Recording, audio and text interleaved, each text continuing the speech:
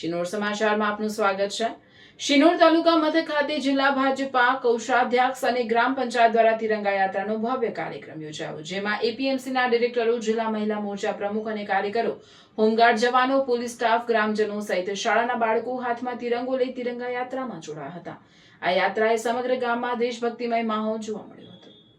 આજરોજ તારીખ 14 ઓગસ્ટ 2026 આઝાદીના અમૃત મહોત્સવ હર ઘર તિરંગા 2026 અન્વયે શિનોર તાલુકા મથક ખાતે તિરંગા યાત્રા ગ્રામ પંચાયતથી ડીજેના તાલે નીકળી હતી। જિલ્લા પંચાયત કોષાધ્યક્ષ સચિન પટેલ, ઉપસરપંચ નીતિન ખત્રી, જિલ્લા મહિલા મોરચા પ્રમુખ હિનાબેન મોંઢ, તાલુકા ભાજપ મહામંત્રી ધર્મેશ પટેલ, જિલ્લા લઘુમતી મોરચા મહામંત્રી અમીન મેમણ, તાલુકા પંચાયત સદસ્ય કલ્પેશ વસાવા, એપીએમસી ડિરેક્ટરો જયેશ પટેલ, હસમુખ પટેલ, નયન પટેલ, જયેશ પટેલ તથા તાલુકા ભાજપ કાર્યકરો, શિનોરની પોલીસો, જીઆરડી તથા સાર્વજનિક હાઈસ્કૂલ અને પ્રાથમિક શાળાના વિદ્યાર્થીઓ તિરંગા સાથે યાત્રામાં જોડાયા હતા। હાથમાં તિરંગા સાથે ડીજેના તાલે દેશભક્તિના ગીતો સાથે ભવ્ય તિરંગા યાત્રાએ શિનોરમાં દેશભક્તિનો અનેરો માહોલ ઊભો કર્યો હતો।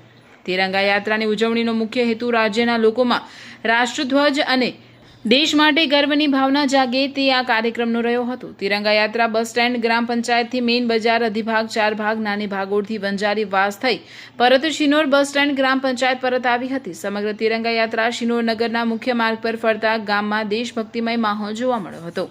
રિપોર્ટર સંજય ખત્રી સાથે કેમેરામેન રવિ ઠાકોર, શિનોર સમાચાર ન્યૂઝ, શિનોર।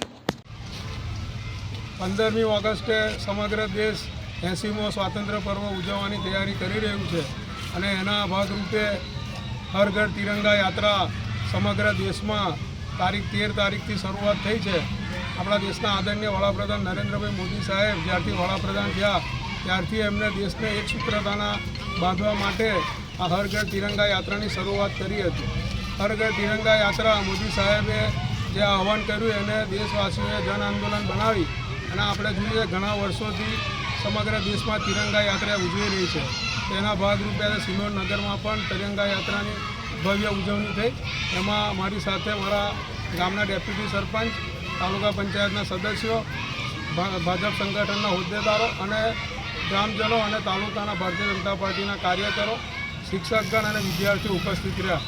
આ તકે હું દેશવાસીઓને અપીલ કરવા માગું છું કે 2047માં આપણી આઝાદીને જ્યારે 100 વર્ષ પૂરા થવાના હોય અને નરેન્દ્ર મોદી સાહેબે વિકસિત ભારત બનાવવાનું જે આહવાન કર્યું હોય તો આપણે સૌ સહભાગી થઈ અને વિકસિત ભારત બનાવવામાં આપણે આપણો સિંહ ફાળો આપીએ। અભ્યર્થના, વંદે માતરમ, ભારત માતા કી જય।